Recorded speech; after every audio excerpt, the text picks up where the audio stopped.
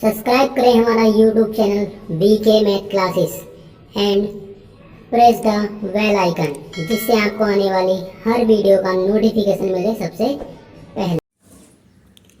Hello everyone, स्वागत है आपका मेरे YouTube channel VK math classes में। इस वीडियो के अंदर मैं आपको बताऊंगा कक्षा 12 फिजिक्स का एक बहुत ही महत्वपूर्ण टॉपिक, जो है आपका प्रत्यावर्ती धारा का वर्ग माध्य, प्रत्यावर्ती धारा का माध्यमान। और ये क्वेश्चन आपका 2024 की परीक्षा में आने के लिए बहुत ज़्यादा इंपॉर्टेंट है।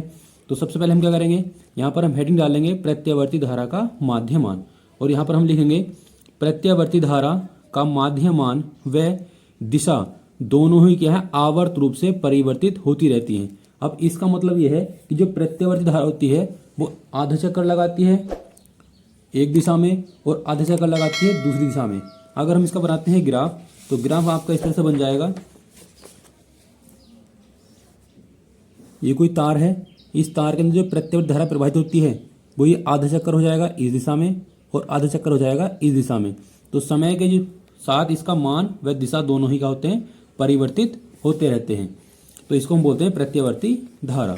अब यहाँ पर हम लिखेंगे यह धारा एक अर्ध साइकिल के दौरान एक दिशा में, यानी जो आधा साइकिल होगा वो एक दिशा में होगा, और दूसरी अर्ध साइकिल यानी कि जो दूसरा आधा चक्कर है वो तो क्या होगा, विपरीत दिशा में होता है। अतः एक पूर्ण साइकिल के लिए प्रत्यावर्ती धारा का माध्य अथवा औसत मान क्या होता है, आपका शून्य होता है। अब देखो शून्य क्यों होता है, क्योंकि जब यहाँ से जब धारा इस वाले पॉइंट पर होती है तो यहाँ पर आई का जो मान होता है वो आपका 0 होता है। जब धारा यहाँ से यहाँ पहुँच जाती है तो यह होता है धारा का शिखर मान, इसको हम I0 से लिखते हैं। तो जितना मान आपका यहाँ होगा उतना यहाँ पर क्या हो जाएगा, आपका न्यूनतम हो जाएगा।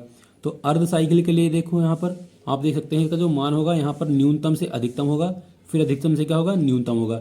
इसी प्रकार आपका यहाँ से न्यूनतम है, यहाँ से न्यूनतम से हो जाएगा अधिकतम, फिर अधिकतम से हो जाएगा न्यूनतम। तो इसके बाद हम लिखेंगे प्रत्यावर्ती धारा का माध्य मान। तो यहाँ पर हम लिख लेंगे IM।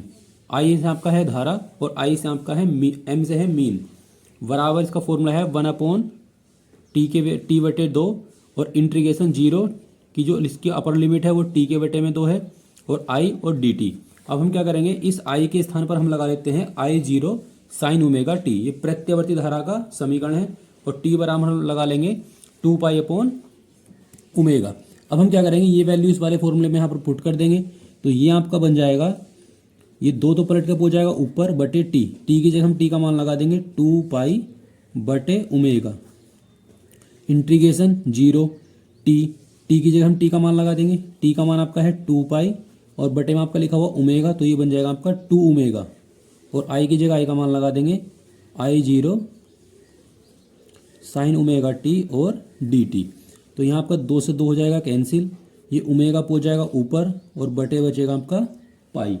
अब हम क्या करेंगे, ये 2 से 2 हो जाएगा कैंसिल, इस I0 को हम निकाल देंगे बाहर, अंदर आपको बचेगा इंटीग्रेशन 0, लिमिट है इसकी 0 से π/ओमेगा, और यहाँ आपका बचेगा केवल ओमेगा t और dt। अब हम क्या करेंगे, साइन ओमेगा t का समाकलन कर देंगे। तो ओमेगा/पाई I0, तो साइन का जो इंटीग्रेशन होता है वो होता है आपका माइनस के कोस, तो यहाँ पर आएगा माइनस के कोस ओमेगा t, और यहाँ पर t के जो गुणा में लिखा हुआ है वो आपका बटे में आ जाएगा, और जो लिमिट है वो हम यहाँ लगा देंगे। अब हम क्या करेंगे, इस ओमेगा को हम निकाल देंगे बाहर, तो ओमेगा/पाई ये हो जाएगा आपका I0, ओमेगा आपका बाहर निकल का जाएगा बटे में, ये जो माइनस है इस माइनस को हम ऐसे रहने देंगे, माइनस कोस ओमेगा t और लिमिट है इसकी 0 से π/ओमेगा। अब हम क्या करेंगे, ये तो आपका कैंसिल हो जाएगा, तो यहाँ बचेगा आपका I0/पाई। अब हम क्या करेंगे, इस माइनस को बाहर निकाल लेते हैं, तो यहाँ बचेगा आपका कोस ओमेगा t। अब क्या करेंगे, इस t के स्थान पर पहले अपर लिमिट लगा देंगे, फिर माइनस करके हम लगा देंगे लोअर लिमिट। तो कोस ओमेगा हम ऐसे लिख लेंगे, t की जगह हम t का मान लगा देंगे। t का मान आपका है, जो लिमिट है π/ओमेगा है, माइनस लोअर लिमिट लगाएंगे तो ओमेगा गुणा 0, क्योंकि अपर लिमिट माइनस में होता है लोअर लिमिट। तो I0 बटे में है आपका पाई, ये हो जाएगा आपका कैंसिल, यहाँ बचेगा कोस पाई माइनस, और ये जगह आपका कोस 0 बन जाएगा।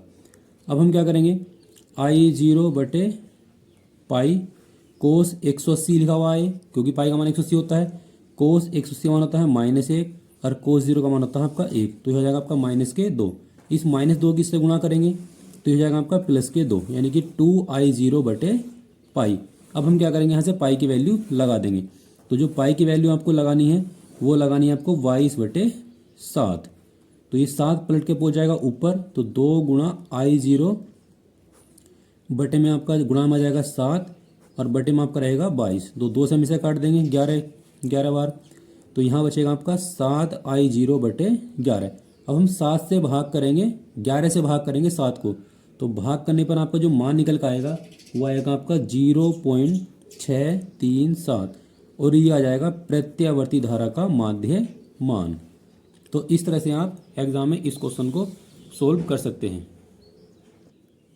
और अब हम निकालेंगे प्रत्यावर्ती धारा का वर्ग माध्य मूल मान। तो वर्ग माध्य मूल मान को हम बोलते हैं शॉर्ट में IRMS, क्योंकि वर्ग इसको हम बोलते हैं IRMS। तो इस नाम से भी आपका ये टॉपिक एग्जाम में आ सकता है। तो यहाँ पर हम हेडिंग डाल देंगे प्रत्यावर्ती धारा का वर्ग माध्य मूल मान, या शॉर्ट में लिख लेंगे IRMS। तो इसकी जो डेफिनेशन है वो इस तरह से लिख लेंगे, प्रत्यावर्ती धारा की एक पूर्ण साइकिल के लिए, या पूर्ण साइकिल मतलब क्या है, एक पूरे चक्कर के लिए धारा के वर्ग यानी कि I² के औसत मान के वर्गमूल को क्या कहते हैं, धारा का वर्ग माध्य मूल मान कहते हैं। तो इस तरह से हम एक अंडरलाइन कर देंगे जब एग्जाम में लिखेंगे।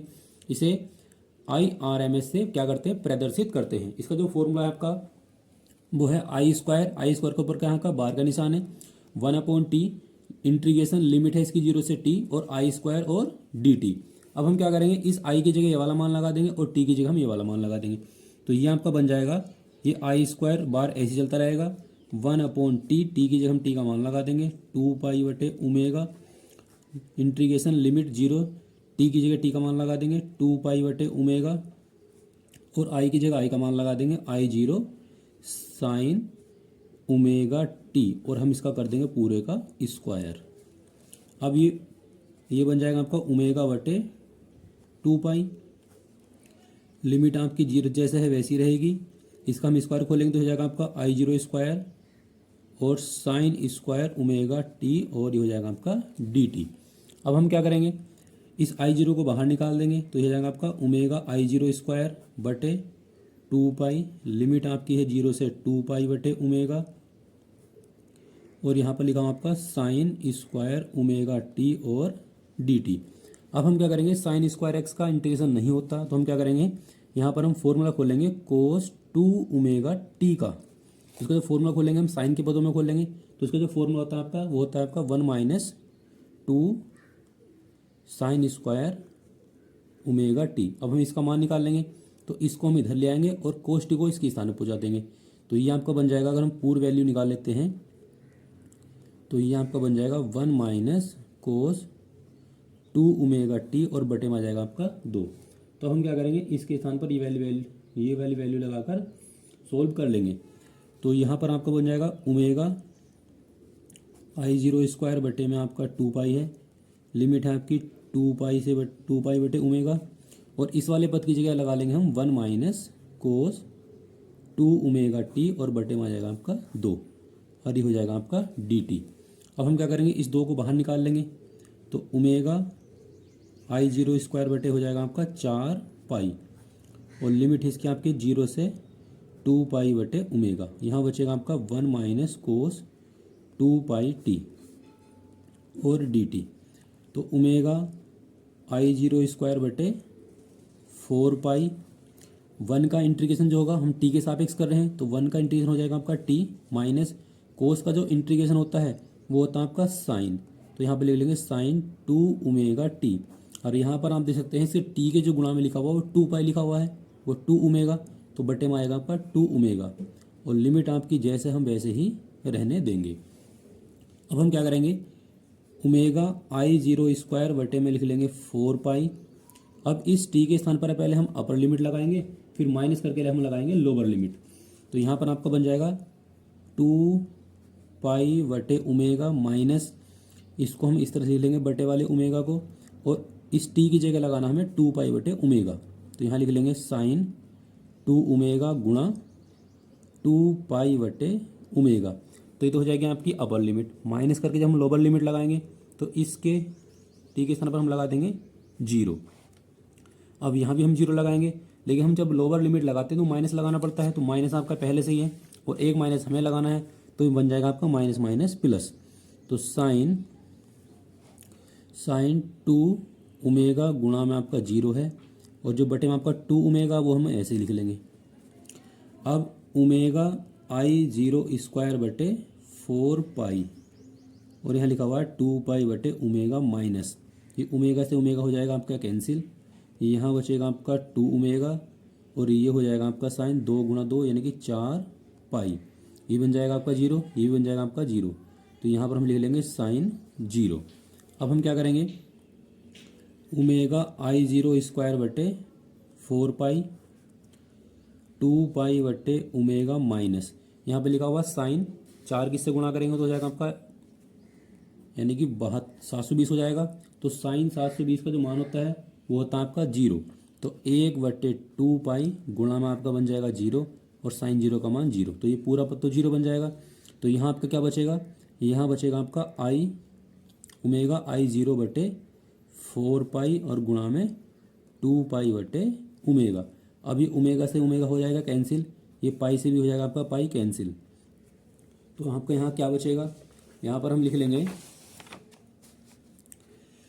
ये इधर लिखा हुआ आपका I स्क्वायर के ऊपर वार बराबर I0 स्क्वायर, यहाँ बचेगा आपका 4 और गुणा बचा आपका 2, तो ये वाला 2 इससे हो जाएगा कैंसिल।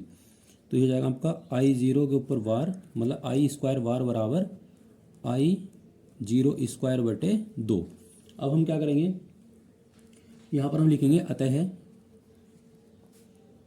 अतः प्रत्यावर्ती धारा का वर्ग माध्य मूल मान। तो वर्ग माध्य मूल मान आपका कितना हो जाएगा, तो इसका जो फॉर्मूला है आपका वो है IRMS बराबर, ये जो आपका लिखा हुआ है I स्क्वायर के ऊपर वार, इसका हम क्या करते हैं वर्गमूल निकालते हैं, क्योंकि उसके वर्गमूल को हमको बोलते हैं प्रत्यावर्ती धारा का वर्ग माध्य मूल मान कहते हैं। तो अब हम क्या करेंगे, इस वाले पद की जगह हम ये वाला मान यहाँ लगा देंगे, तो अंडर I0 स्क्वायर बटे 2 हो जाएगा। अब ऊपर वाले का तो वर्गमूल निकल जाएगा, तो ऊपर तो बन जाएगा आपका I0 और बटे में आएगा आपका अंडर√2। अब हम क्या करेंगे, अंडर√2 की यहाँ पर वैल्यू लगा लेंगे, तो I0 बटे में आएगा √2 की वैल्यू 1.414। अब यहाँ पर हम पॉइंट लगाएंगे तो ऊपर बढ़ जाएंगे आपके 3 0, तो ये बन जाएगा आपका IRMS बराबर 1000 गुणा में आपका I0 बटे में आपका 1414। अब हम क्या करेंगे, नीचे वाले पद से ऊपर वाले को भाग करेंगे, तो इसका जो मान आपका निकल कर आएगा वो आता है आपका 0.707। तो ये आपका एक संबंध भी है, देखो इसे हम बोल देंगे प्रत्यावर्ती धारा का वर्ग माध्य मूल मान, और इसको बोलेंगे हम धारा का शिखर मान। तो अगर आपसे एग्जाम में कहता है कि प्रत्यावर्ती धारा का वर्ग माध्य मूल मान और शिखर मान में संबंध निकालिए, तो आपका जो निकल का है ये आपका क्या कहलाएगा, इसमें संबंध कहलाएगा। तो इस प्रकार से आप प्रत्यावर्ती धारा का वर्ग माध्य मूल मान या वर्ग माध्य मान भी एग्जाम में निकाल सकते हैं। तो आई होप को आपके दोनों टॉपिक फिजिक्स के अच्छी तरह से समझ में आए होंगे। अगर आपको वीडियो अच्छी लगी हो तो वीडियो को लाइक करें, शेयर करें और मेरे चैनल को सब्सक्राइब करें।